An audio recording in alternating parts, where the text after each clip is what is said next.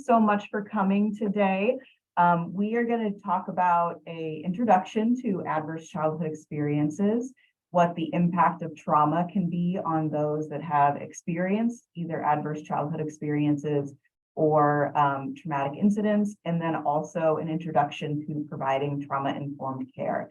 My name is Rachel Schutz. I am the Executive Director of the Family Justice Center, and I have spent my career working with youth and families. Prior to being at the Family Justice Center, I spent almost 10 years at the Boys and Girls Clubs of the Portland metro area, where among other things, I did the Youth and Family Services program around our Quad County area, and also was a trauma-informed specialist. And I've been working on trauma-informed practices, both in work with individuals as well as systems-based work for a long time. It's one of my big passions. So I appreciate you guys coming to attend this and your interest in supporting those that have experienced trauma in whatever your sector, whether you work with youth, you work with adults, you work within a system, you are an individual practitioner, or you're just an interested person who has kids. Whatever that looks like for you, hopefully you can take some things away. I've put in the chat, like I said, some documents. One of those documents is the ACE and Resilience Questionnaire. I encourage folks to use discretion accessing the ACE questionnaire. That can be difficult for some people to read, particularly if they can identify some of their own experiences in those. We won't be going over that in detail in the sense that I'll be asking you to assess yourselves. We'll just be taking a look at them. And then also I've given you a worksheet for the end that you can take with you. So if you want to put some of these things that you learn in practice with your, like I said, organization, individual, or even just think a little bit deeper in your own home about it, you'll be able to do that. And so without further ado, we're going to dive in. So adverse childhood experiences, we will start there. What is the acronym ACE? Well, the ACE study and our understanding of adverse childhood experiences really started in the 1990s.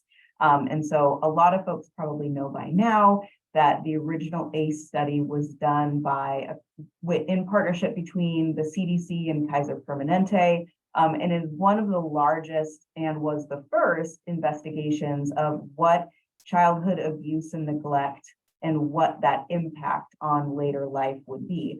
Prior to that, this really was a groundbreaking study. I think where we are now, and even since I started being interested in adverse childhood experiences, maybe 7, 8 years ago, there's just such a different understanding now about what is it that constitutes impacts on later life. I think now we sort of have the understanding that, yeah, if you go through tough things as you're growing up, that's going to have some kind of impact on you. But back in the 90s, this was really a novel concept. And it wasn't just that, if you have a rough childhood, you might have some, behavioral health or mental illness or things like that.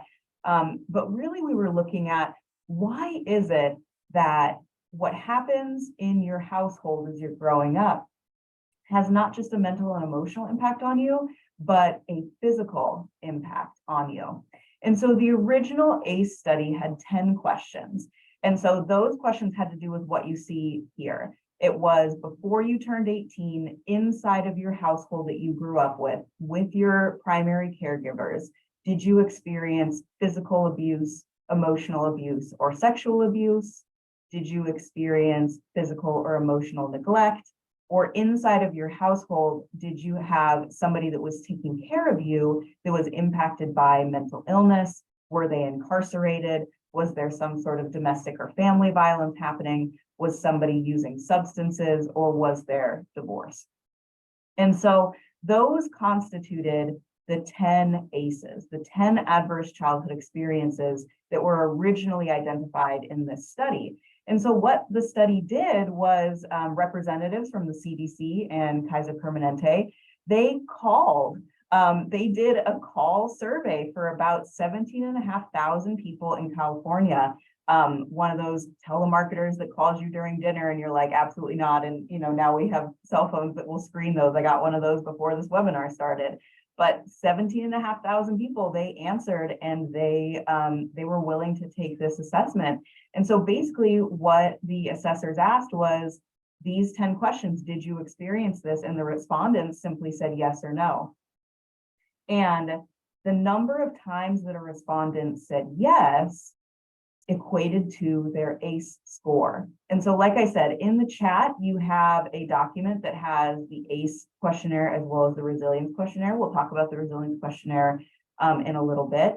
But one of the things that, if you choose to look at the ACE questionnaire, is when you read those, what is the impact of saying yes even once?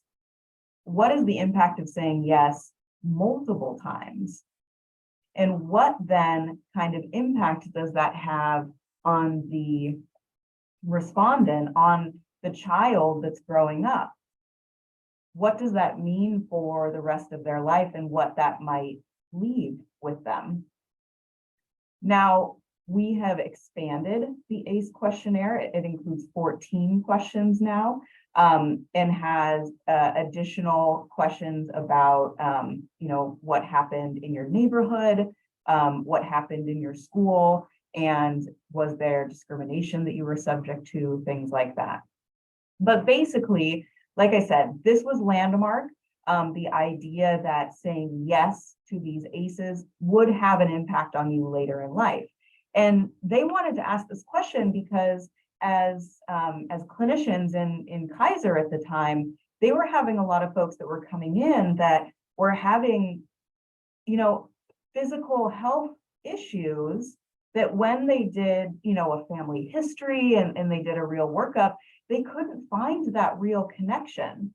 But what they started to see was a lot of these folks with these physical health concerns also had issues that had happened at home when they were young, or there was instability in their lives, or they had co-occurring mental or emotional things that they were working on as well. And so they started to ask themselves, what is the correlation between those things?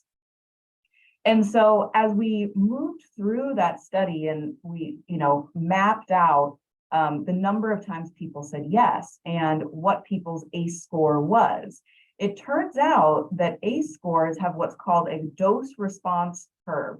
And really all that means is the higher your number of ACEs, the higher your risk. So the higher your dosage, the higher your risk of negative outcomes after you've been exposed to that level of adversity. So you can see this in the cute little orange girls right there. Our girl with 4 or more ACEs, she has a higher risk factor than our child with 0 to 1 ACEs. And so what that looked like was sort of the ones that the researchers thought were obvious, that there was going to be behavior risks later in life.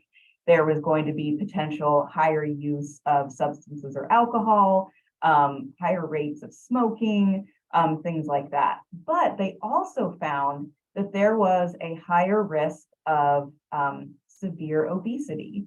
There was also a higher risk of diabetes. There was a higher risk of depression and suicide attempts, a higher risk of heart disease, cancer, stroke, COPD, broken bones. And that's where there started to be a really big question about what is it about adverse childhood experiences, early adversity, that makes you more likely to have some of the highest negative health outcomes that this country sees.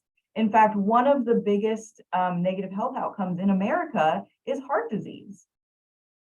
And so they started to ask, why is that? If they don't have a history of heart disease, but they have a history of negative childhood experiences, what is that that's creating that in their body? In fact, folks that have experienced 4 or more ACEs are twice as likely to smoke, are 7 times as likely to misuse alcohol, have a 400% increase risk of emphysema or chronic bronchitis, have 4 times the risk of heart disease, and have a 1,200% risk of suicide. Why would that be the case? What is it? What is that connection? And that's where the ACE study was the really groundbreaking research into early life development and later life development of diseases. And so the other thing that they found was that, to their great surprise, ACEs were common. In the original ACE study, 64% of the adults that they surveyed had at least one ACE. And then of those adults, of those 64% of adults that had one, 87% had two or more. And so what they were looking at was a population of adults that they could reliably predict would have negative health outcomes, both behavioral, physical, and mental health later in life because of what they experienced when they were children growing up in their homes. And that led to the big revolution and the big revolutionary idea that ACEs were a public health issue. And we needed to tackle this at a multi-sector level in order to, one, figure out what was going on, figure out how to treat it, and figure out how to prevent it. Because sort of the golden rule in public health is, you look at a stream and people talk about upstream versus downstream. Well, ACEs, the impact, the behavioral and the physical mental health concerns, that's downstream. You know, people are drinking the water and they're getting sick.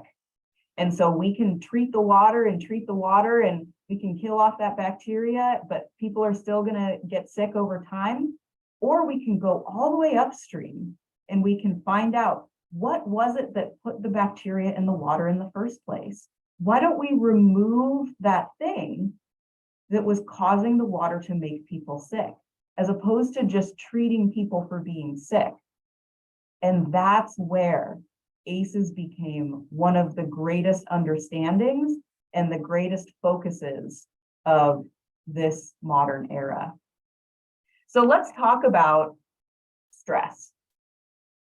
And I promise this is not just a crazy switch in what I'm talking about, but let's talk about stress, because there are three different kinds of stress that everybody goes through in their whole lives. So first, there's positive stress. So positive stress is a brief increase in heart rate, mild elevation in stress hormones. Positive stress is called positive, not because we like it, I don't like it, but it's called positive because it's motivating. So positive stress is like when you are trying to find a parking spot and it is right when you're supposed to be in work, but now you're going to be a couple minutes late and you start feeling that feeling. You are going on a first date. You are about to take a test.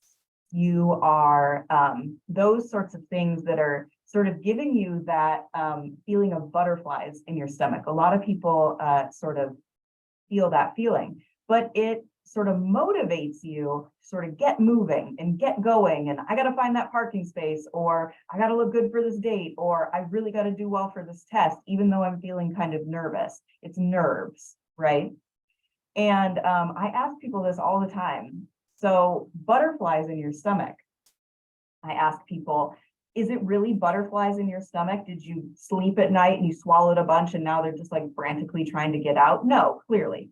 But what butterflies in your stomach are is the physiological experience of blood rushing from your torso, so your internal organs, out to your arms and legs, getting you ready to take on whatever that thing is that is giving you a little bit of stress.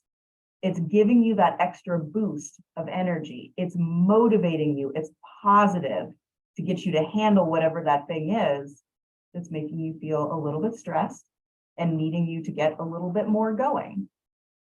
So then there's tolerable stress, and tolerable stress is serious stress events. So they are serious, but they're also temporary and buffered by supportive relationships. Now that's a really important piece. So tolerable stress, like I said, it can be serious things. A loved one has died. You've lost a job. You've gotten into a car wreck. Something that that truly is bad. But the difference is it's temporary. So your loved one is not dying over and over and over again. You're not getting into a car accident over and over and over again. And you have the ability to turn to supportive people in your lives to get the help that you need to get through that. That is in contrast to toxic stress. So toxic stress is a prolonged activation of the stress response system in absence of protective relationships. So this is serious stress that doesn't go away. And it is in the absence of protective relationships. So think back to what I was saying about what constitutes an adverse childhood experience. We're thinking back to physical, emotional, or sexual abuse, physical or emotional neglect, living in a household with domestic violence, living in a household with someone who misuses substances. Those are things that, number one, you don't have control over. Number two, you did not choose for those things to be happening. And number three, they happen over and over and over again. So one of the classic analogies that you may have heard of is the tiger in the grass. In fact, they did a whole documentary series called Paper Tigers, and I highly recommend it. It is beautiful. And so us as humans were evolutionarily developed to have a stress system in our brains and bodies that would activate when there was stress that got us ready to run away or fight that thing.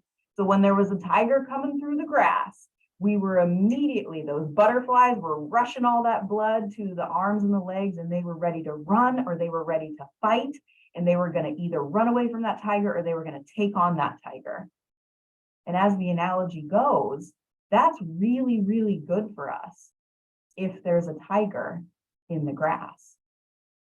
But most of the time now, the tiger in the grass, particularly in the context of adverse childhood experiences, the tiger is at home. And you have to go home to it every night and you can't escape it. And so your stress response system has to activate every single day. You have to send your body's resources to your arms and your legs every single day. You have to activate that adrenaline and that cortisol in your brain every single day because the environment that you are living in is not safe. And so that is what constitutes toxic stress, and particularly in the absence of protective relationships. There isn't someone that you can reliably turn to keep you safe, to keep you protected, to look out for you. And so what toxic stress is what creates trauma. Toxic stress is the thing that's happening, and trauma is the lasting impact from that toxic stress. So the toxic stress is the thing, and then trauma is the lasting impact from that. Okay. So what does trauma do to us?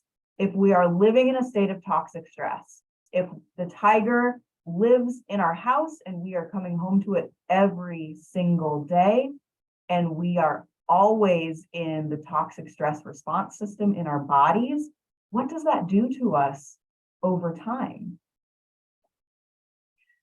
We're going to take a look at the brain.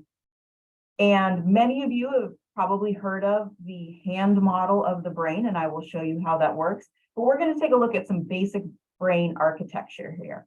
So the three basic parts of your brain are in three parts. And so I am going to use the hand model of the brain. You can follow along with me. Don't feel embarrassed. Nobody can see you on a webinar, but go ahead and just raise your hand up and we're going to model what we see right on the screen. So here's our brain. This part of your brain down here, this arm, this is your brain stem. So this is the first kind of brain that ever evolved in the history of the world. So our first organisms, they had brain stems. And what brain stems do is they regulate your automatic processes. So this is like your body breathing. This is your body feeling hungry. This is your body needing to sleep. This is your body needing to find safety and shelter. So that's the brainstem. Some people call this the reptilian brain, but basically it's the most basic part of your brain that governs keeping you alive. Then there is the second part of your brain, generally, obviously, billions of parts of your brain, and I'm not a neurologist, so you can take my word for it. There is this part of the brain right in here, this inside, and you can see that on our graphic right in front of you. So this is the amygdala and the hippocampus. This has to do with your emotions, your memories, writing your memories, and your reactions. And then there's this part of your brain, the curly part, and you can see that again on our graphic. So this part up here is that cute wrinkly part that we always see on our Halloween candies and whatnot. This is the prefrontal cortex. And the prefrontal cortex is basically what is in charge of what some people call our higher order processes. So this is like future planning. This is like logic. This is reasoning. This is creativity. This is all those sorts of higher order. So we go from survival to functioning to thriving. Okay. So again, basic model. Now, if you know the hand model of the brain, you also know that there's something that we call flipping your lid. And so we're going to think back to what I just talked about stress. And so the really interesting part of a human brain, experienced trauma or not, is our brain, when we experience stress, does a really fun thing, which is called flipping your lid. So when your brain is under stress, it releases cortisol and adrenaline and all those sorts of things to get you to start being ready to take on that stress thing. And what happens is you go down into this automatic reaction part of your brain. This is where the fight or flight lives. There's also freeze and fawn, but fight or flight is in here, your emotional reactions, and it affects how you write your memories. And so has anybody, think to yourself, been in traffic and had an emotional reaction about what somebody did near you in their car? Have you ever been hungry and somebody asked you a really dumb question? Have you ever been so stressed that you just said or did something that you totally didn't mean? Have you ever worked with kids and seen them have an emotional reaction about something? Have you ever worked with adults? Maybe you ran a front desk at some point and somebody came in angry about something. That's here.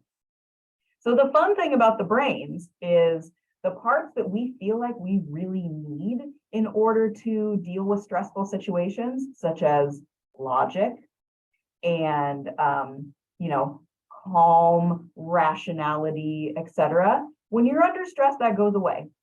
That's how our brains work. That's how everybody's brains work. The difference is how fast can you soothe it down and regulate yourself. That is a skill, and a skill that has to be taught. In individuals that are experiencing long-term toxic stress, this part of your brain can stay flipped because you're never able to regulate down to safety. You can actually stay in this state so much that it changes the way you respond to the world, fight, flight, freeze, or fawn. You can stay in those reactions. It can change the way you write your memories. And sometimes you can be in that toxic stress state for so long that you go down into survival brain. You're just surviving. You're not thriving. And that's what we talk about when people are in a survival state. They're just surviving their environment. They're not thriving in their environment. And so folks that work with children, this is a really important thing to know, because this has an effect on how they learn, how they make their way within the world. If you have a child that is under constant stress and they're here, potentially even here, how successful are they going to be in school when they have to sit quietly and read for 45 minutes? When they have to take a math test, when they have to complete assignments, when they have to follow multi-step directions? How successful is a client in trauma going to be when they have to navigate system after system after system, when they have to retell their story over and over and over again, when they are in this state and it seems like nobody is helping them? Really, what you're trying to do is say, you have to fill out this form, part C, line F2, and it's really easy. Just follow my directions. I'm trying to highlight it for you. Why are you getting so upset? Why aren't you helping me? That's where this is coming from, is our brains under stress function differently. And our brains under toxic stress function even more difficultly, because remember, toxic stress is a constant activation of your stress response system that doesn't have the ability to turn off. They are existing in a world that is unsafe for them, and their bodies are trying to protect them from that. So now we're going to refocus on the idea of what was it that caused those negative physical health outcomes. We just talked about the brain, how you react. You know, you're under stress, you're saying things that you didn't mean, you needed that Snickers bar, whatever that was. But what is it about the body that changes? How does my brain's reaction to stress have anything to do with heart disease? It turns out that when your brain is releasing all of those stress hormones, so the cortisol, the adrenaline, pumping those things through your body, when you're having that experience of your blood rushing to your arms and your legs all the time, those chemicals are actually not good for your body long term. In short bursts, great, because it gets us to run away from that tiger. But again, if that tiger is there all the time, and so you always have to pump adrenaline and cortisol through your body, it starts to wear your body down. Think of it as sandpaper on the inside of your body, just sanding your body down. It's exhausting.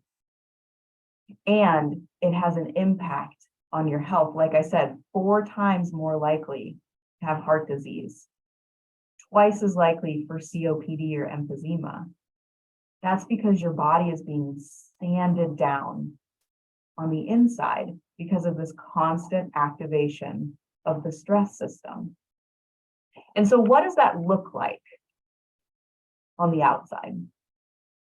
So symptoms of trauma. What can it look like when somebody is experiencing toxic stress, or they have had the impact of lasting trauma on them? This graphic I love to show. This graphic was shown to me when I was in foster parent training. So people that want to be foster parents, they have to go through an intensive amount of training, as they should, absolutely. And this graphic really caught my attention because the 2 social workers that were showing this information shared this graphic. And they said that the first brain that says normal is the brain scan of a normally healthy, developed, well-attached 3-year-old. The second one is the brain scan of a 3-year-old that is experiencing extreme neglect. You can see there are physical body differences when it comes to experiencing trauma. Trauma changes the way your brain and body grow up. And we talk about adverse childhood experiences because children's brains and bodies are still growing. It's not that there's a magical wand that waves after 18 and suddenly you're immune to everything and know everything, whatever my daughter believes, who is a 17-year-old about to turn 18. That's not what happens. You can absolutely experience toxic stress and trauma as an adult. However, as a child, your brain and body are still growing and growing up. And toxic stress and the impacts of trauma have change the way that happens. Changes your brain's structure. It changes your body, and it can change your body physically. those two social workers that were teaching us told us a story, and I will never forget this story. They were working with they were foster placement workers. And so their job was to find adoptive placements for children who had been in the foster care system, who it was ruled that they would not go to biological family members, they would be placed in a different home for adoption. And so they were working with this child, and he was 8 years old. But for all the world, they could not convince anyone that he was older than 4. He was small, he was relatively underdeveloped. He was mentally and cognitively much more like a preschooler than he was like a second or a third grader. They took him to multiple doctors, and the doctors were like, look, maybe he will catch up with his cognition and development. That's we don't have concerns about that, but maybe we should be looking at a child who's just going to be a small person. Maybe he will, not reach 5 feet tall. And we should probably, find a match of a family that has either dwarfism or just relatively small people in general, so that when he grows up, he doesn't feel, out of place, disconnected from his new family. And so the workers, they worked really hard. They did all of their due diligence. They went out and found, really good families. And man, they found the perfect family. Nobody in that family was over 5 feet tall. And they were like, it's the most perfect match. There couldn't be anything better for this child. And so they placed him with that family, and he was adopted. And he was well adjusted. He was getting his needs met. He was working through his trauma. He was safe and secure, and he was beginning to attach to them. And in the first year of being placed with that family, he grew 8 inches taller. And by the time he was 18, he was 6'4". And the workers were just shocked. They had no idea. Nobody saw this coming. But the moral of the story is, because he had been under such extreme toxic stress and had so many impacts of trauma, it changed the way that his body was growing. It changed the resources that his body could allocate to growing and thriving, because his body was using his resources to survive, just like we talked about here. Using your body's resources to survive. Just think about where your blood, if it's rushing to your arms and your legs, where is it going? Where is it being taken from? It's being taken from the area where most of your internal organs are. So if we have a finite amount of resources inside of our body and we have to dedicate that to surviving, we don't get to dedicate that to thriving. And so I use this example, and I held that example with myself for so long. I was like, wow, that's an incredible anomaly. That's crazy. When we adopted our daughter, she also grew 3 inches taller. And now she is almost as tall as my husband and is several inches taller than me. And she, by the way, is very unhappy about that, because she thought she wanted to be a cute little short girl. But it played out in our home too. And it's so interesting. But some of the symptoms of trauma can look like somebody has an inability to focus. And why are we surprised at this point? We've learned about all the other things that they're trying to focus on. But the other thing that's important to know is, if you are existing in an unsafe environment, an environment that is actively trying to harm you, your brain in every environment is going to be scanning for, what is a threat? Because I need to protect myself.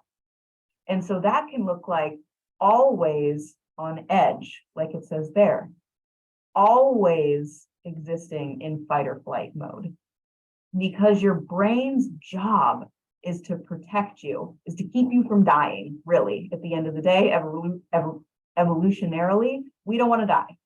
Okay, so an inability to focus on the math test, or the paperwork that you're asking them to do, or the orientation for new school day, that's not necessarily what the brain is needing right now. The brain needs to figure out, how am I going to be safe? Who and what is a threat to me? And how do I attend to that thing immediately? It can look like being lethargic, tired all the time. Imagine how fast of a race you have to be running inside of your head all the time to keep yourself safe all the time. Your body is tired. I gave this training one time, and one of the participants said that trauma is your body at dis-ease, and so you develop diseases. And I thought that was just the most profound thing, and it's absolutely true. You are always at dis-ease in this state. There can be forgetfulness, seeming like they don't listen, they're not processing what you're saying, they're not following along. They can be frequently sick. Autoimmune diseases tend to follow histories of trauma. Seeming like they are grown adults in some areas of life, but a small child in other areas. We can see this in both adults and children, where they are very well developed in perhaps their survival skills or their knowledge of things that doesn't seem maybe age appropriate, or adults who are very, very good at some aspects and then at other aspects seem like they're quite underdeveloped in that area. And that's due to, what did you need your brain to be doing to keep you alive? What was it that was actually the most important? You didn't necessarily have the opportunity to thrive up here and get really good at collages or knitting or making art or, whatever that might be. That just wasn't the priority for you and your body. People, they can be hypervigilant in some ways and fully neglectful in other ways, can seem hyperactive, or like I said, can seem fight or flight. One of the things that I like to point out here is, especially for those working with kids, a lot of these may look like ADHD or symptoms of ADHD. And in fact, there's been a good chunk of research on this, but symptoms of trauma can mirror symptoms of ADHD. And most of the time, when you do a thorough family history and you really look for diagnostic criteria of ADHD, not all the time can you make that diagnosis. And what it is really symptoms of stress and trauma in children. And those of you that work with children, you know that children are not going to tell you necessarily what is going on. They're going to show you what is going on. And so it's up to us that's working with them to start having this background knowledge to say, what is it that's really going on in front of me? I'm seeing these behaviors. I'm seeing this presentation. Those of us that work with adults, same story. I'm seeing these behaviors. I'm seeing this presentation. I'm seeing these big reactions. I'm seeing these odd reactions. I'm seeing them completely shut down, or I'm seeing them laugh inappropriately, or I'm seeing them not pay attention to me or be overly aggressive towards me when I'm asking them, very simple questions. Why is that happening? We get to shift the conversation from what's wrong with this person? Why are they so angry? Why are they, I don't want to, too much, to what happened to you? So it shifts the blame away from the person. There isn't something wrong with the person. The world has created experiences for this person that their body has acclimated to, and their body is trying to keep them safe. At the end of the day, trauma reactions are your body trying to keep you safe. Your body's whole job in this life, in this world, is to keep you safe. And that's the number one thing people that have been impacted by trauma need, is safety. And that's the number one thing that they are going to seek. And their behaviors are seeking safety. All of these behaviors are safety-seeking behaviors. And so when we take a look at somebody in front of us and we take a look at what this presentation is, we can say to ourselves, what level of safety are they trying to get? What is it that is making them feel unsafe. And what can I do about that? Okay, so it's more than ACEs. So trauma is more than just the 10 adverse childhood experiences. And I alluded to that a little bit in the beginning by saying that there is more now, but there's also more to this story we have discovered over time in research and reality than those 10 questions that happened in your biological home when you were growing up before you turned 18, right? So what I love to show people is this pyramid. This pyramid was created by the Rise Center. And if you haven't heard of the Rise Center, I encourage you to look it up. It is a youth-led organization in California. And they do a lot of advocacy and outreach and working on their communities' overall health. And this is one of the things that they took a real interest in. And so the pyramid that you see on the left, that is the classic adverse childhood experiences pyramid. This takes into account the 10 original. And so you can see at the bottom, adverse childhood experiences happen. Somebody's born and ACEs occur before they turn 18. Somebody in the house used substances. Abuse was experienced. Somebody was incarcerated. Boom, ACE. Then from there is social, emotional, and cognitive impairment. We talked about that. Increased use of substances, constant state of fight or flight. There is social impairment, such as it's really hard for them to interact socially because they've got all this other stuff going on, that sort of thing. So those impairments happen. And then there's an adoption of health risk behaviors. So they adopt the use of substances. They adopt the use of alcohol and drugs or lack of physical activity or unsafe sex or whatever that is. They adopt those things because of their social, emotional, and cognitive impairments caused by ACEs. Okay, so that's the following of the pyramid. Then, because of the adoption of health risk behaviors, they are burdened by disease and disability and social problems. They miss work a lot, they develop diseases, they're having, a failure to thrive in society, in adult life, et cetera. And then early death. So people that have 7 or more ACEs, research shows us die at least 20 years earlier than those that have less or those that have 0.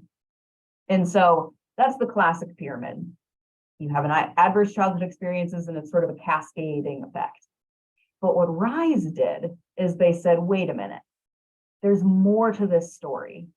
Houses don't just give ACEs to their children necessarily. And also it's not just ACEs. Like we said, there are other things that can be the tiger in the grass for you as you are growing up or as you are existing in this world. And so the first thing that they talked about was generational embodiment of trauma, historical trauma. And that's where something called epigenetics comes in. Epigenetics, I wish I knew more about it. And I know a lot of people study it. So forgive me if you are an epigenetics expert. I would love to see your information in the chat after this. But essentially, epigenetics tells us that what happens to your parents and your grandparents and your great-grandparents before you are born has an impact on you once you are born. And now that, back in the 90s, people studying ACEs and they're like, heart disease, this is crazy.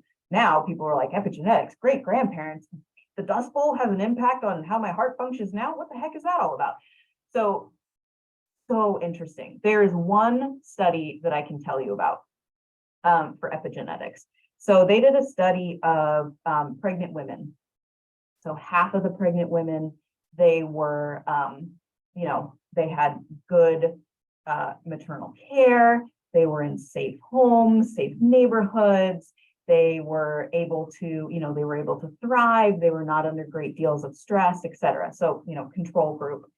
Then the second group that they studied were pregnant mothers that were experiencing domestic violence. And so they studied both of these individuals, or both of these groups. And for the control group, children were born, children were relatively healthy. They had good, levels, tested them, mom and baby are doing well.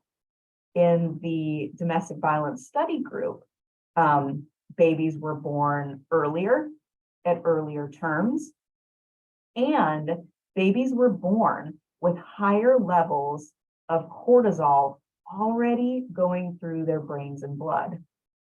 Because it turned out that cortisol and adrenaline, those stress hormones that I said act like sandpaper, they are passed from mother to child. And so when babies were born in the mothers that were experiencing toxic stress and trauma, their babies were already born with elevated stress hormone levels. They were born already more sensitive to loud noises, harder to calm down, already born earlier. So they were born with a load on their bodies, and they hadn't even existed in that home yet, not as an individual person. But what was happening to mom was being passed on to baby. And so when we think about the conditions in which people grow up or people are adults, we have to understand that that is going to translate throughout generations. And so the next column on this pyramid is race, social conditions, and local context. In this country, who you are, what you look like, and where you live changes the way you are treated and changes the way you experience this world.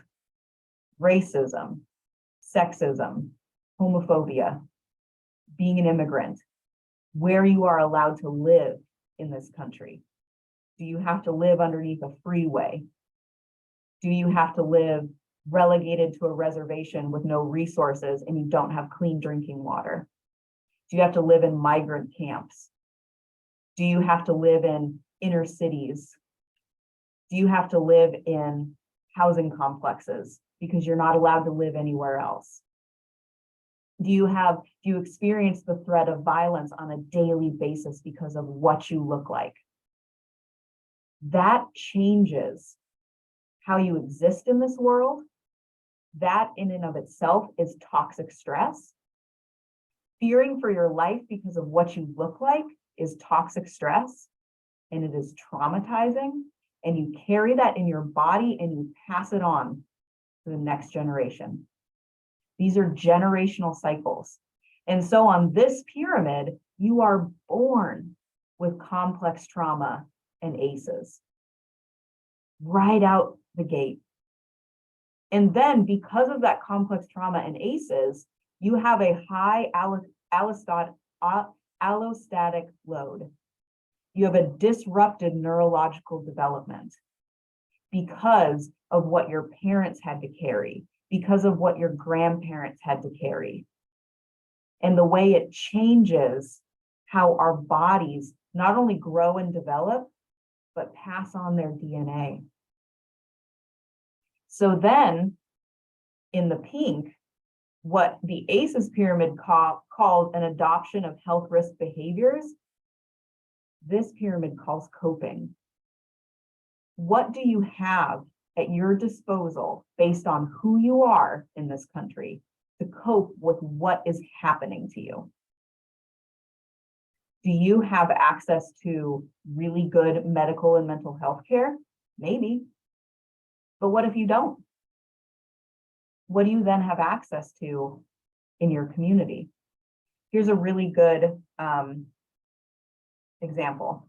So above coping then is the burden of disease, the burden of distress, the burden of criminalization, the burden of stigmatization because of what you had to do to cope with what you were given. So a really good example of this is take two families. One family, two families with kids. They both go to the same school district, live in relatively close proximity neighborhoods. One family has two cars and valid driver's licenses. They missed the bus. Oh, annoying. Positive stress. Ooh, butterflies. Let's get you to school. Grab your lunch. Okay. So we drive you to school. You arrive at school on time, maybe 1 minute late, but then your parent calls the school and they're like, oh, we missed the bus. It's fine. You get excused for that absence. Second family doesn't have 2 cars, 1 car. They can't afford to renew the tags on the car because they had to pay an extra water bill last month. And they don't have a valid driver's license right now because everything is happening. And, I have to make choices. Do I feed my children? Do I pay for the tags on my car? If I stay close enough, if I don't drive too far, it'll be fine. I'll be really comfortable. I'll be careful. They miss the bus too. And caregiver, oh, now I'm going to be late for work. Okay, I have to drive you to school, but I don't have a valid license. I don't have my tags. Okay, but it's fine. It's going to be fine. We're going to take you to school. So, grab all of your things. Let me, get everything together. I take you to school. You're late. Now I'm late to work. Now you're in trouble. I didn't have time. I don't have a phone on my car. I can't just call the school right now. I'm late to work. I'm going to get a penalty. And I drove illegally both to school and to work. And so on our pyramid, that's a burden of criminalization. And that's a very small, non-controversial example. But if that family, without the driver's license and expired tags, drives their child to school, technically breaking the law. And this family didn't because they had the resources. Same school district, relatively close neighborhoods, 2 different accesses to services, accesses to resources. And then at the top of this pyramid is early death, because again, research tells us 7 or more ACEs on average will die nearly 20 years earlier. The most important thing about this pyramid is that it's a pyramid. So it's this shape. So what you're not seeing here is all the people on the outside of the pyramid that didn't make it all the way up that ladder. Why is that? Why doesn't everybody with ACEs die early? Why doesn't everybody with ACEs have disrupted neurological development? Why does not everybody have a burden of disease and distress and criminalization? That's the key to this conversation, is what is it that keeps people from entering into that pyramid? But we're going to talk about ACEs in our communities. So this is childhood poverty. Childhood poverty in 2000 versus 2014. In this country, it's growing. And this is 2014. Imagine what it is now. All right. So childhood poverty is growing, meaning stress in households are growing. But now let's zoom into Oregon. So what's going on in Oregon where we are providing services, or we are practicing, or whatever it is that you might be doing here? So ACEs in Oregon children. The thing that surprises a lot of people when I give these trainings is Oregon is higher than the national average in almost every negative outcome for kids and families. Why? Let's take a look at these ACEs in Oregon children. So children that had 1 or more adverse child or family experience, national prevalence is 47%. In Oregon, that's 51%. And then children that had 2 or more adverse childhood experiences, 22% and 27%. That means that almost 70% of kids in Oregon have experienced ACEs. That's amazing. That means you are interacting with people that have ACEs now. That means people on this webinar have ACEs, and I know that. That means people that walk into our center, by definition, have ACEs and trauma. So what are those ACEs that people in Oregon tend to have? Socioeconomic hardship, so living in poverty, 25% national prevalence, 28% in Oregon. Divorce or separation of a parent, 20% nationally, 23% in Oregon. Death of a parent, 3% nationally, 2.8% in Oregon. Parent serving time in jail, 6.9% nationally, 7.9% in Oregon. Witness to domestic violence, 7.3% in Oregon, 7.4%, nationally, 7.4% in Oregon. Victim or witness of neighborhood violence, 8.6% nationally, 8.3% in Oregon. Lived with somebody who was mentally ill or suicidal, 8.6% nationally, 13.5% in Oregon. And lived with somebody who was using alcohol or drugs problematically, 10.7% nationally, 16.8% in Oregon. So we can see where not only are our children and individuals experiencing more trauma, they are experiencing it more likely in most of the ACE categories. Why is that the case? What is happening in Oregon that's making this a reality? We have this conception of Oregon being this Pacific Northwest wonderland. It says it on some of our license plates, but is that true? Is that just about the trees and the waterfalls? Apparently so, because there is a great deal of care that needs to be given to our families, our communities, and our children in Oregon to start trying to mitigate these massive levels of trauma that our people are experiencing and walking around with. So why is that in Oregon? Well, let's take a look at some of our well-being statistics. Overall, let me just say, it's not on here. These statistics come from the Annie E. Casey Foundation. If you've never looked at the Annie E. Casey Foundation, I highly recommend it. This is from their Kids Count data book. They do this every 2 years. They take a comprehensive sample of childhood and family well-being across the country. So if you go to their website, you can compare Oregon with all the other states across the country. So Oregon is ranked 26th overall for childhood well-being in all measures. And we are ranked 30th in childhood poverty. We've been coming up a little bit. So just, prior to the pandemic, we were in the 40th percentile, but coming out of the pandemic, and in 2022, when this was still measured, when we still had a lot of the pandemic benefits happening, raised us up to 30th. And so a lot of these statistics you will see are in 2022, when we had a lot of support programs happening that were raising folks up, even in the midst of the incredible and traumatizing COVID challenges that there were. 27% of parents in Oregon lacked secure employment. And what secure employment means is working multiple jobs, working part-time job, working shift work, not having guaranteed benefits, not having sick time, not having parental leave. And it makes it insecure because if something happens in your life and you have to take time off work, you have to go pick up your kids all of a sudden, there's some sort of injury or accident, it's not guaranteed that you would be able to keep your job.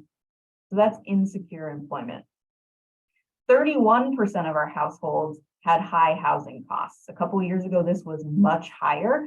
And we can imagine right now with our huge housing crisis, it's potentially gone up.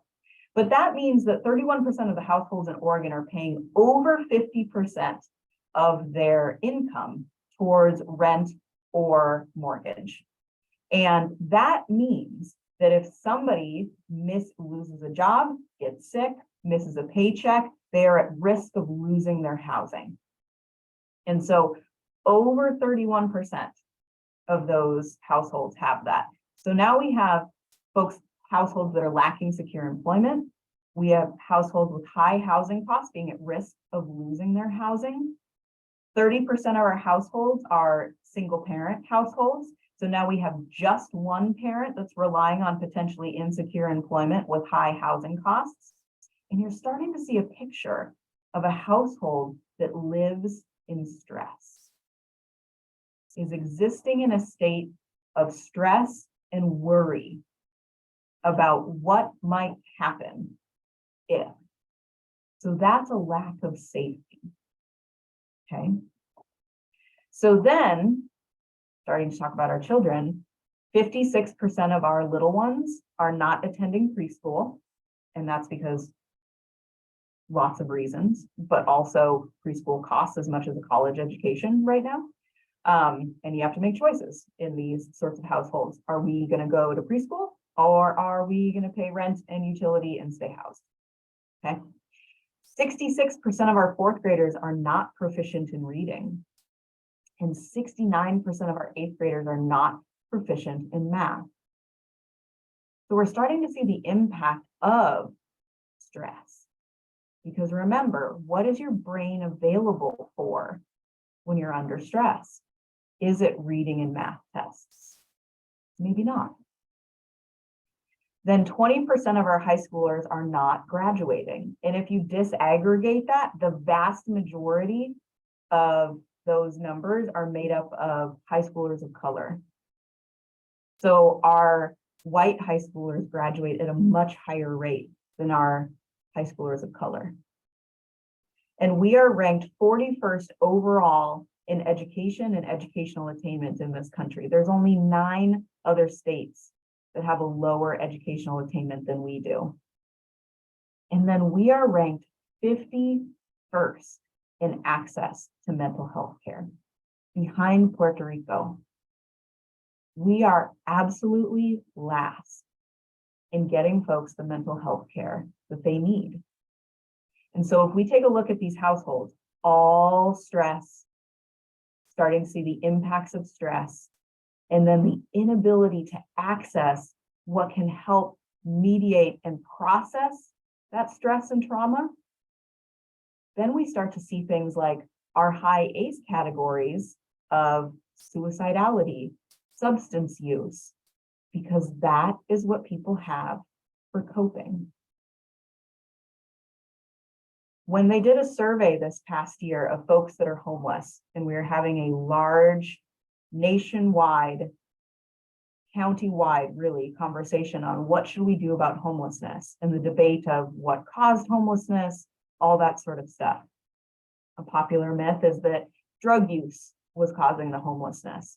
And our, measure 110, exacerbating, etc. They did a study of folks that are homeless now. And were you using substances before you became homeless? And the majority of respondents said no. I started using substances to cope with the fact that I am homeless. To cope with the fact that I am homeless. We are also very high in youth substance use and youth suicide. And they did another study, and they said, why, if you are a high schooler, if you are a youth that is using substances, drinking alcohol, doing drugs, etc., why are you doing it? Is it because your parents do it? Is it because your friends do it? Is it because you have easy access to it? Is it because we decriminalized weed? Is it because the liquor cabinet was unlocked? Why are you doing that? The number one answer is because I'm stressed. And I'm trying to deal with the fact that I am stressed. So what we are seeing in Oregon is a high degree of population stress. And if we think about our public health stream, is it going to help for us to concentrate on the homelessness, the drug use, the eighth graders that are not proficient in math? Is it going to help if we do different tests or whatever the answer might be? It might help. But what will solve the problem? What will solve the problem is going upstream and figuring out what caused these impacts in the first place. How can we mitigate the stress and the trauma that is showing up down here? And that's the real question for us now. How do we look ahead and not just respond to the symptoms that we are seeing now? So our next question is, what can we do about this? And that's a really big question, because I just bummed you out for an hour and 5 minutes, my timer says. And so hopefully I'm going to come to you with some answers, because otherwise we'll give up. Don't go to work tomorrow. It's not worth it. Don't go to work tomorrow. It's Saturday. But also, is there something we can do about these enormous impacts, these huge societal stresses that are impacting our mental, our physical, and our emotional well-being in our lives? And it turns out, yes, there is, because we talked about that pyramid and all the people that did not reach the top. Why is that? Why did they not reach the top? Resilience. And resilience is not something that you are born with. Resilience is something that you can build over time. And not just that, resilience is something that you can create in other people. Resilience is like a penny jar. You're not born with a full penny jar, and then you slowly remove it over time, and then suddenly you're not resilient anymore. Maybe you had to take out $1 full of resilience from your penny jar because you had a really bad experience, and now, gosh, I only have like 35 cents left. The rest of my life is going to be really hard. That's not how it works. You can deposit into your penny jar pieces of resilience, and not just you, the people around you get to do that. So resilience is something that you can build over time, and you can withdraw from when you need to, taking toxic stress to tolerable stress, because it is other people that you have around you that can help deposit that resilience that you can rely on. So then the other piece of the handout that I sent to you was, first you had the ACEs questionnaire, and then you have the resilience questionnaire. Because resilience talks about what are your protective factors, and what is it that is mitigating the impact of toxic stress and not giving you such a high trauma load. And if you look at that questionnaire, the unique thing about that questionnaire is the questions are not revolving around your biological family or your nuclear home. The questions are asking you about the other people in your lives that were able to deposit resilience.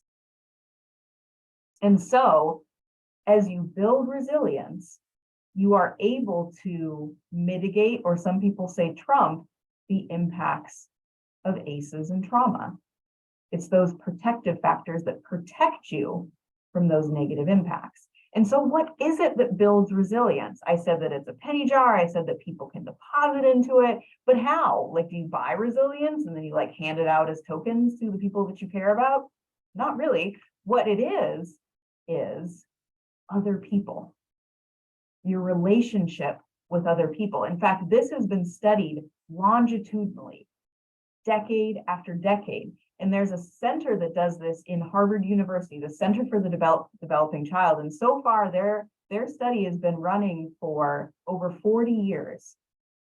And the single greatest factor that happens over and over and over again, and it comes up over and over and over again, is children who develop resilience have at least one stable, safe, and committed relationship with a caring adult.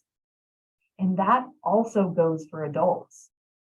So if they have a stable, safe, and committed relationship with someone that can help buffer the impacts of toxic stress, because remember, the difference between tolerable and toxic was those positive, supportive relationships, you will have a far less impact of trauma, regardless of what it is that's happening in your life. If you are growing up in a highly stressful home, who is it that can help get you through that can buffer those impacts, that can be your resilience?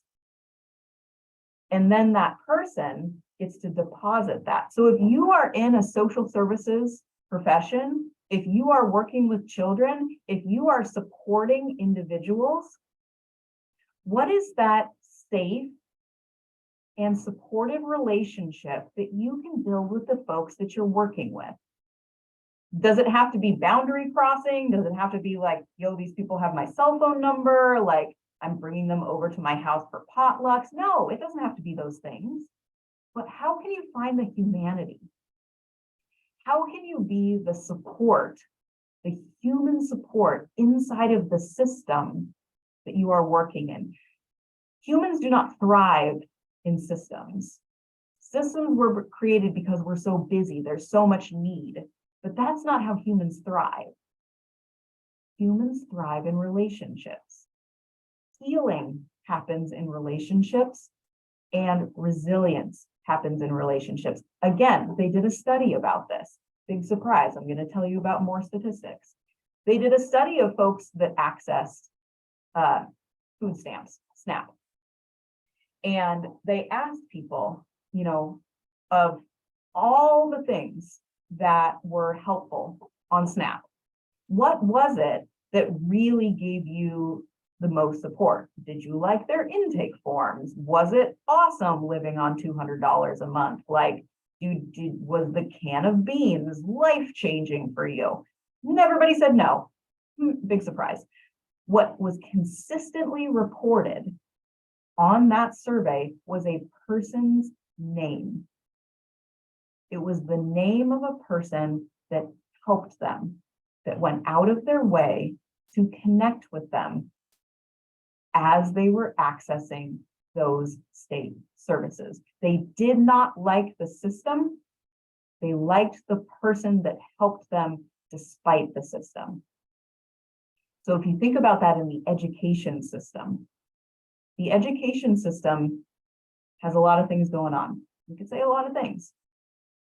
But the importance is that coach, that teacher, that paraeducator, that TOSA, what are you able to offer in a safe and supportive and consistent manner to the people that you are working with that can deposit resilience into them, that later when they are not near you, they can withdraw upon to get through a very stressful time.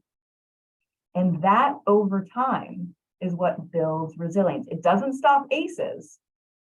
That is also a thing that we need to talk about, because simply relying on being resilient to a broken system isn't actually going to fully fix the problem. But that's a bigger conversation. We need to make it so ACEs don't happen. We need to make it so toxic stress is not so pervasive in our community and ruining our health and ruining our well-being. But as we work to change the system, because now y'all know about the system, y'all can't not know this anymore. As we work to change that system, what can we do for the individuals? What we can do is we can build resilience. And so why is this important to you?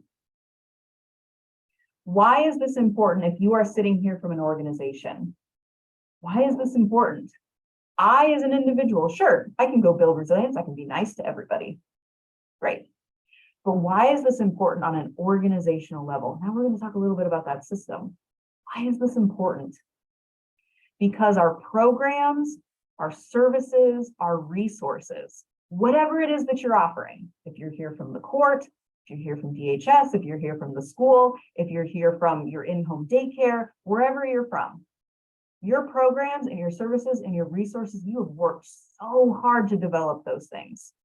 They're incredible, but they are inaccessible. They are not accessible by somebody that has been trauma affected without a trauma-informed design. So, how do we practice trauma-informed care? How do we take all of this knowledge that I just imparted upon you, willingly or not willingly, hopefully willingly, because you signed up for this webinar. What do you do with that information, knowing that almost 70% of the people that you are seeing, regardless of where you're seeing them, coming into the barbershop, have trauma? One, create that safe, stable, positive relationship. Two, how do I design my system to be responsive to their trauma, to be responsive to the fact that their brains are interacting with the world differently, that they are scanning for safety. How do I help the person at the front desk that is really upset right now? How do I prevent them from being at the front desk and really upset right now altogether? Can I resilient them to stop yelling at me? Probably not. But what can we do? This is also incredibly important for the folks that work in your organization, because our organizations can also be a negatively impacting system if not created the right way. Because, and here's the thing, organizations and systems are run by people, and people are making decisions based on where their brain is at.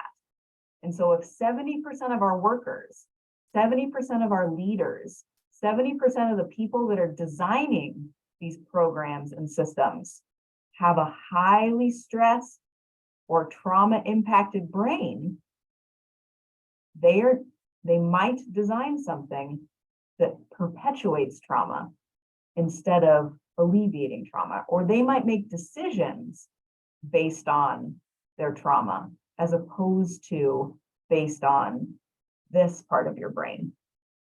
So trauma acts in a parallel process across our organizations. So members, change that to whatever it is, clients, survivors, youth, friends, however you talk about the folks that you work with. They come in, let's just imagine 70% of our people are coming in, they feel unsafe. They can act angry or aggressive. They can act fight or flight. They're feeling helpless. They're feeling hopeless. They're feeling anxious and overwhelmed and confused and depressed and powerless, and they are coming in and they're acting that way. And so then our staff are absorbing that. When they're constantly working with people that are acting unsafe, now the staff feel unsafe. The staff that are in your organization, they are feeling unsafe at work. This is an unsafe work environment. Then the staff are acting angry and aggressive. The staff feel helpless and they feel hopeless in their job. What's the point? Every time I try to help somebody, they're always mad at me. They always yell. I feel unsafe here. I don't want to be here anymore. There's no point. There's so much suffering. I can't do this. Then they're acting in fight or flight. Why are they acting this way? Because their brain is here all the time. Because they are constantly absorbing the impacts of the folks that they are working with. Lots of you have heard this before. This is called tertiary trauma. I can't think of the right word right now. This is called, sorry, I can't think of it. It'll come back to me in a second. But they are absorbing those things, secondary, tertiary trauma from the individuals that are experiencing it and putting it out. Then our staff start to feel anxious. They start to feel overwhelmed. They're confused, demoralized, and defensive. Have you ever interacted with coworkers or staff that felt like, what's the point of working with these people? It's their fault anyway. I don't want to do this anymore. I'm overloaded, or have the response of, there's like the trauma Olympics. Well, that's not that bad. What are you worried about? That's ridiculous. I see way worse things on a daily basis. They go home and they talk to their families and they're like, oh, you cried? Oh, you cried today because you fell down the slide? How about crying because you've been abused for 10 years? Like, get your tears out of here. I'm out of this. The staff start to absorb that, and then they start to spread it around. And the staff are the organization. Okay, I have to be really clear about that. Organizations are not some magical thing that function on their own. The organizations are the staff. And so if our staff are feeling that way, our organization is unsafe. If our clients and our staff are angry and aggressive, then the organization becomes punitive because it has to stop that unsafeness. It has to mitigate that risk. It can't allow angry and aggressive. Our staff feel unsafe, so we're going to shut it down.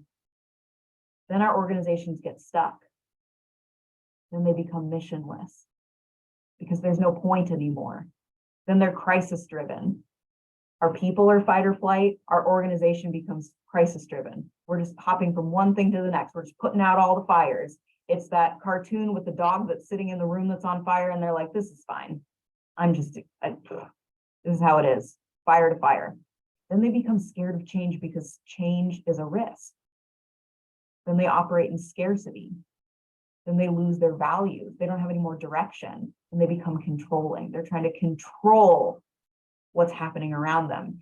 And now think about our brains again. They are operating in danger. Our clients are operating in danger. Our staff feel in danger. And so our organizations are making danger-based decisions, trying to keep themselves safe. So it is critical to learn and understand trauma-informed practices, not just for the individuals, but for the health of our staff and our organization, and thereby our community. Because our staff go back out into the community, our clients go back out into the community, and what are they spreading into the community after they leave work, after they interact with you? Are they spreading more trauma? Are they having unhealthy homes and households? Or are they spreading trauma-informed care? Are they spreading resilience? You cannot give resilience if you are stuck in a trauma state. You need resilience. Somebody needs to give that to you. But if you are stuck, that's not something that you can give. You've heard it before. You cannot pour from an empty cup. You cannot give what you are not receiving. And so our organizations, our workplaces, our systems, they have to rethink and redesign how they are operating, and not just for our clients, but for ourselves. And so what does that look like? Trauma-informed care sounds complicated. Sounds like something you have to go to school for. And I am here to tell you, I thought that too. I was like, trauma-informed care, how do you do that? Like, not traumatize everybody that you interact with? Like, okay, but I don't know everybody's trauma. Like, I can not yell at everybody, like I can not hit things, like, but what if it's trauma that I don't understand? Like, how do I not traumatize people? It's not that complicated once we break it down. And so, how do we create trauma-informed spaces? First, we understand 70% of people that are coming to us have experienced trauma. Their brain is processing in a different way. Their brain is potentially looking for danger. So how do we design a space, a program, an organization for safety, healing, and hope from that? Resisting re-traumatization is actually easy, a lot easier than it sounds. What it is intentionally eliminating stressful and toxic environments. Because at the end of the day, what was it that created the trauma in the first place? Toxic stress, unsafe environments, and a constant reoccurrence of those things. So if we can examine our program, if we can examine our counseling office, if we can examine our whole system, if we can examine all of those things and start working to eliminate those things that are stressful, those things that are toxic, then we can start on the path of creating a trauma-informed space. So in order to do that, these spaces prioritize the safety and well-being of adults, youth, and staff by utilizing the following practices that create healing and hope. And so these are the practices. These are also research-backed. And the whole point of trauma-informed spaces, trauma-informed practices, et cetera, is again to eliminate those stressful, toxic environments inside of a person The goal is to re-regulate that brain, to bring it back down to a baseline, a thriving state, a state in which it's not constantly scanning for danger, a state in which it's not elevated, it's not triggered, removing triggers. The first way that you have to do that is safety. Safety is number one. If safety is not there, none of these other things can happen. All 7 of these pieces go in order. So these are the practices that create trauma-informed care, trauma-informed spaces. And used consistently will create a trauma-informed environment that has eliminated stressful and toxic environments, that doesn't have a person become activated, re-traumatized, or scanning for safety the whole time they're interacting with it. So the first thing is safety. Like I said, safety is the only thing that re-regulates the brain. It has to be, because that's your brain's function, is to keep you safe, keep you alive. So safety also means not just physical safety, it also means emotional safety. It's not just fire poles on the wall. It's not just the fact that you have a fire extinguisher or you have a really pretty colored building map on your wall. That's not safety necessarily. It's the fact that somebody can feel physically and emotionally safe inside of your space, inside of your program. And we do that because we have to relieve the survival responses and the stress responses inside of our brains. This is staff too, remember. As you're holding your clients that you're picturing, also hold your staff that either are your coworkers, that you supervise, that you work with.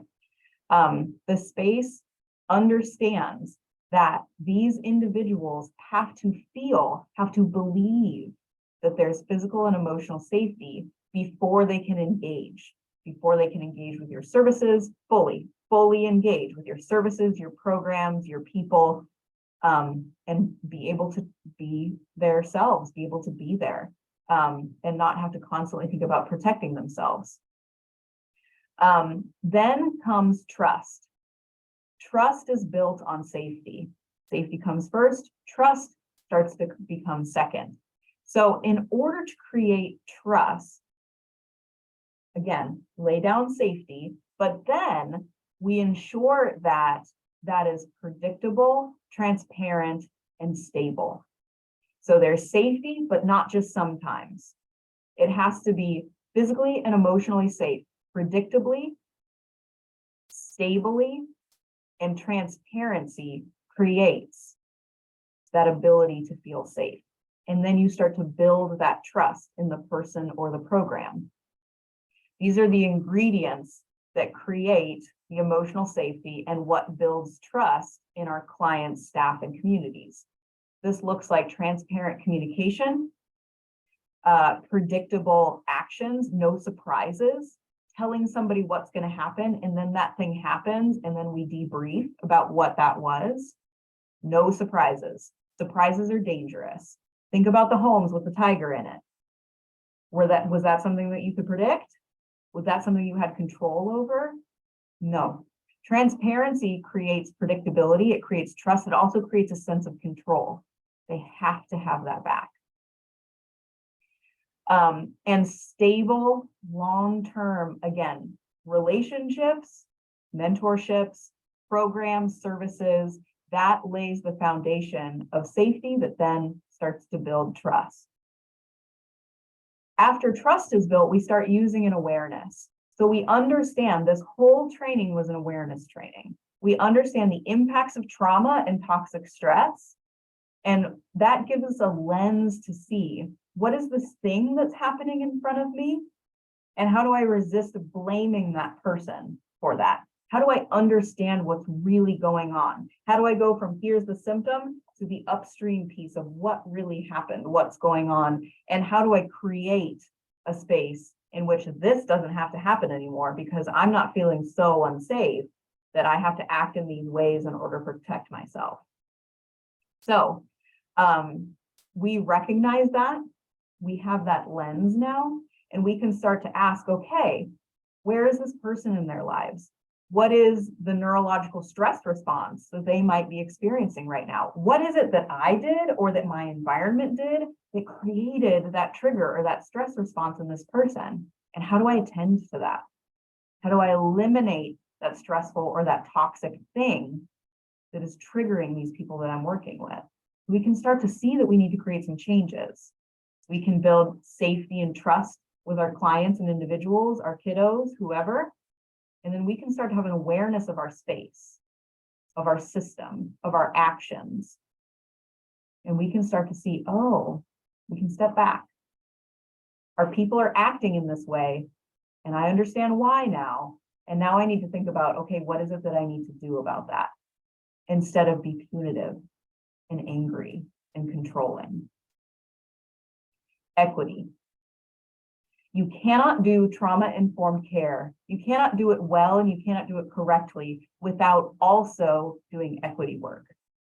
Equity and trauma-informed care are inexplicably linked.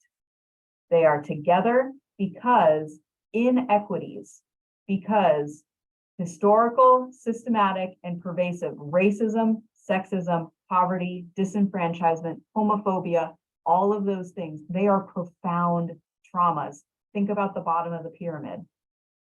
We are never going to get to what is underlying, what is happening, and starting to prevent generational impacts if we don't do equity work.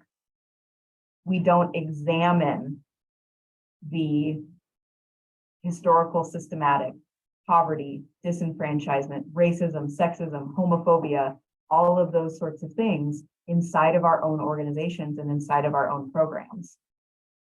It's not going to be complete trauma-informed care without that. And so the space that you're trying to create has to actively confront bias, dismantle hate, employ responsive programming, and utilize a lens of seeing who is being impacted by the decisions that I'm making and who is not here to comment on those things. Who do I need to bring to the table? Where are there power and control dynamics in my system? How can I disable those? How can I ensure that folks are not feeling unsafe? Because without a lens of equity, folks are still going to feel unsafe that are from those populations, that are experiencing those things throughout their daily lives and have grown up with those things and are experiencing those things generationally. How can you examine and dismantle? Then there is voice, choice, and empowerment. So a hallmark of trauma and a hallmark of toxic stress is a lack of control. So think back to the ACEs, even the 14, think back to the pyramid. Do you have a control over historical trauma personally?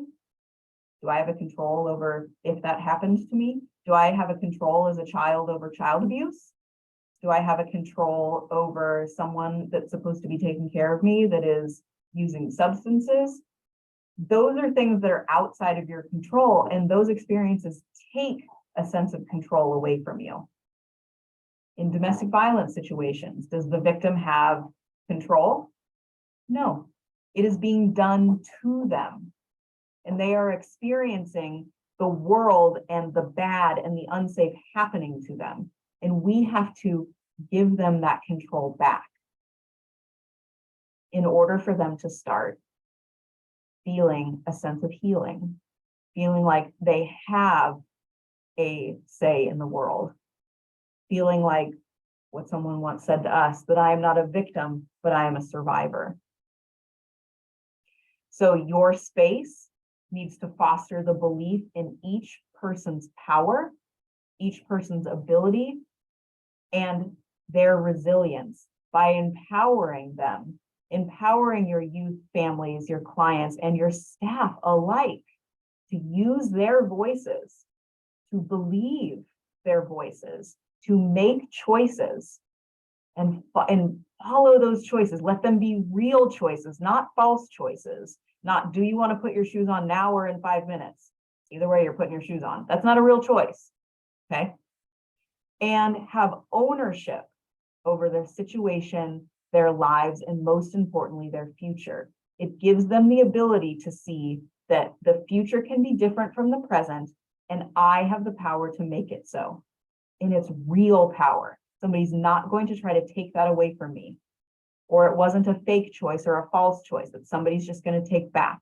It's real. And we have to give that back to them in order that they can trust and people will believe their voice. They can trust their choices and they are empowered. And then the next step is mutual collaboration. So this has to do with power and control. Think about in your organization, who is it that has power? Is it your clients? Do they have the power? Do they get to make their choices and you as staff have to listen to them and follow their choices?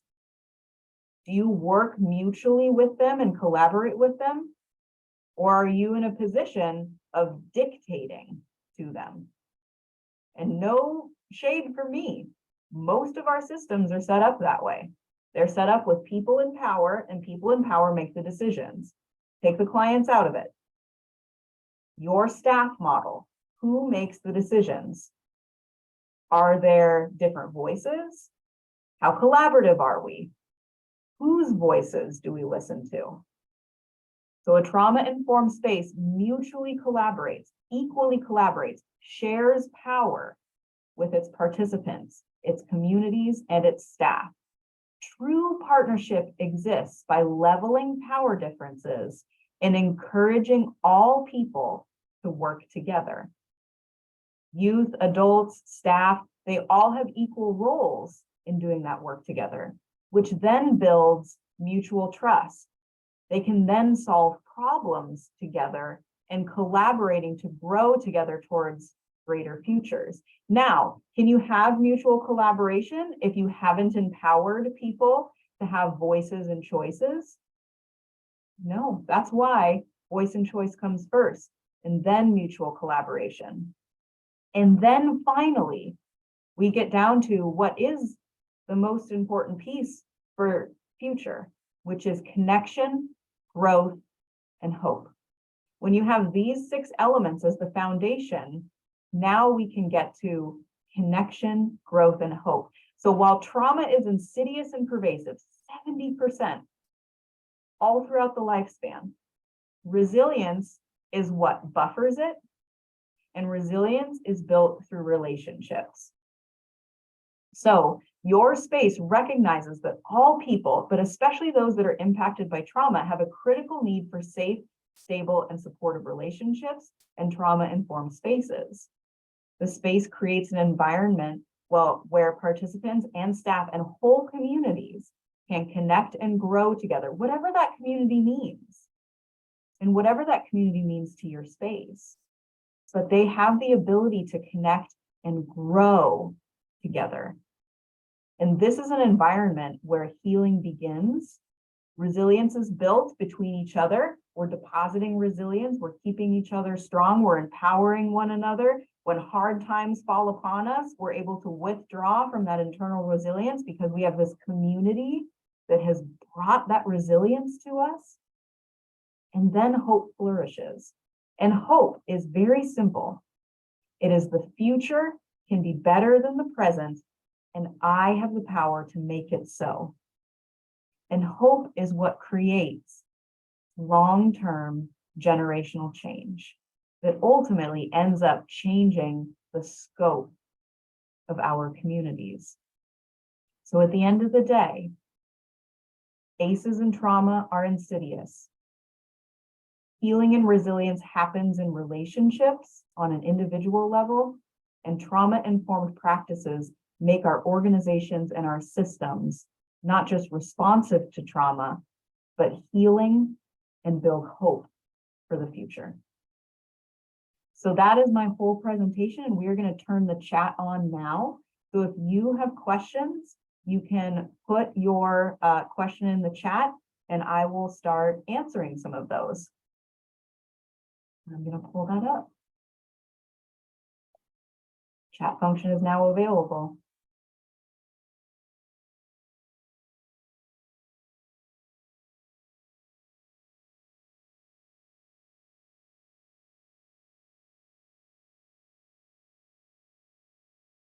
while you guys are typing, formulating your questions, what have you, I want to let you know that you have also in the chat, a creating trauma-informed care worksheet. That worksheet has each one of these elements, plus the graphic of these elements, and it asks you several different questions about your space, about your program, about your system, and it asks you to go through each one. So safety, what are you doing to create safety? What are you doing that's getting in the way of safety?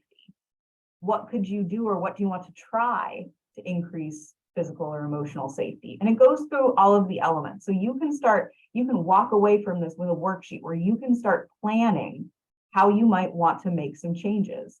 And trauma-informed care is a journey, a long journey. It's one of those where it's a dot on the horizon that you sort of sail towards, and that's okay. It's a constant learning journey, and everybody gets better over time. But the important thing is that you start. It doesn't have to be from the top down. You can your CEO or the governor doesn't have to be the one that says, okay, time to trauma inform. It can be from the ground up too. I started this work when I worked part-time, and that's okay. That's great, in fact, because the mindset of trauma-informed practices has to come before the action. So, all right, I have, is there a website or a book that you can recommend about healing from ACEs? Excellent question. There are several. If you work with youth, there's two really good books. One is called Cheering for the Children, and that book is by Casey Gwynn and somebody else. One of Casey Gwynn and Vince Folletti, who was the original author of the ACE study. And they talk about not just ACEs, but they talk in great depth about resilience and what are the elements of resilience you can do in programming for youth. So that's a really good one. Another one is called Hope Rising, which talks about the science of hope in the interaction of trauma and ACEs. There's also very good ones that are a little bit more technical, but way deep down into the physiology and the neurobiology of ACEs. And one of those is The Body Keeps the Score. That's sort of roundly considered the expert piece on trauma and the embodiment of trauma. And there are several other good ones, but I would start there and just sort of expand and keep going as your journey happens. Thank you guys. You have some really nice comments. I appreciate it. Anybody else have any questions?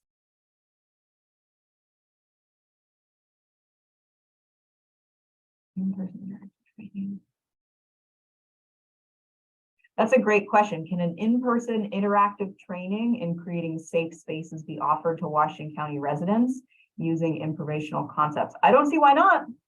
I encourage anybody that was inspired by this, who wants to create a training, who wants to take this back to their organization. Yes. If we want me to do it, I will figure it out. I've got a whole host of different kinds of trainings and things like that. But if that's something you're interested in talking about, let's talk about it. I'd be happy to offer this in person too. A webinar format is good when we, need a whole bunch of people, but I'd be happy to do this again in person. Thank you all so much. Great questions. Thank you for the compliments. I'm glad that this was really useful for you. I appreciate it. I feel like this is my life's work, so that is really nice that you guys said that this was really informative and really helpful. Will I share the slides with you? Absolutely. In fact, I have these. I'm going to put it in the chat right now because I downloaded this presentation as a, there we go, as a PDF. So you can have that. Yes, we will share the recording. Absolutely. We have everybody that signed up, so we will send it out to your emails once this is over. We will also attach the attachments, so the worksheet, the presentation itself in PDF form, and then also the ACEs and resilience questionnaires. Excellent.